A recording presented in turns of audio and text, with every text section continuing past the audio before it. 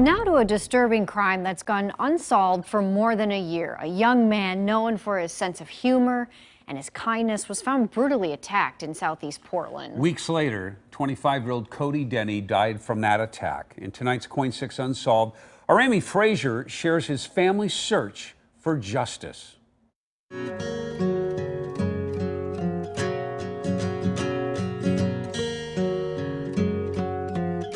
Swing Life Away.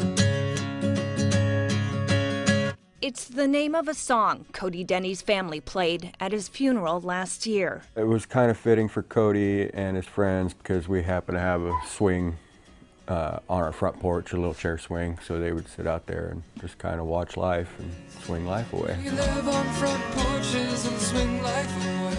I miss him very much. He was a huge part of my life, and the idea of never seeing him, I still can't completely wrap my head around that. It's been a little more than a year since Cody was found badly beaten, unconscious, and face down in a puddle on a sidewalk in southeast Portland near 92nd and Knapp.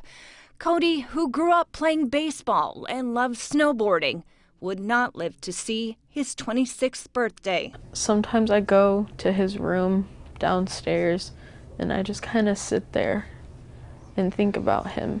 From the very start, Cody captured hearts and pushed through challenges.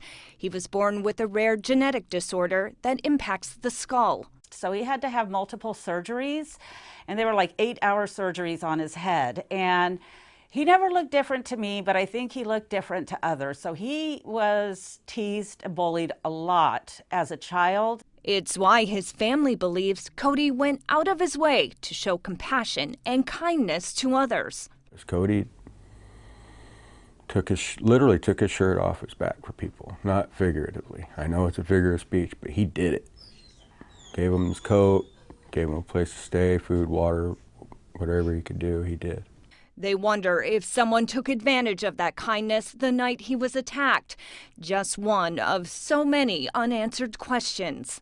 How did nobody see anything, and how did nobody say anything? January 25th, 2019, around 1 a.m., Cody started walking home from a friend's house. At some point, he was attacked. Around 8 that morning, a mile and a half in the opposite direction of Cody's home, a driver found him unconscious on the sidewalk, his wallet, phone, and one shoe missing. It's sad. Yeah, it's sad, you know. So many people drive by, there's thousands of people, and not one seemed to care. Paramedics rushed Cody to the hospital, but at the time, no one knew who he was. Police put out a sketch and photos of his tattoos. Oh gosh, I freaked out. I was just like, oh my gosh, it's Cody, it's Cody.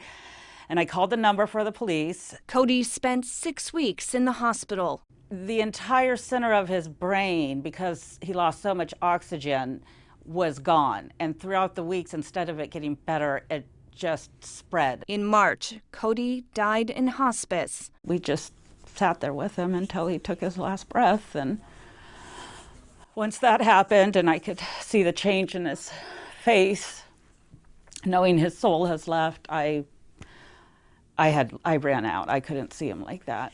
His case remains unsolved. And the fact that whoever purposely did this to him is still out there. He's gotten away with this. He's not having to deal with the pain that they've put this family through and what they did to him, and it's just not fair. Swing life away. Swing life away. They're asking anyone with information to please come forward to police. Maybe save some other sister or mom or stepdad, dad from having to do this. Swing life away.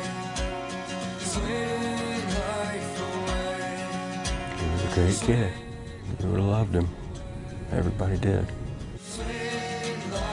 In southeast Portland, Amy Frazier, KOIN 6 News.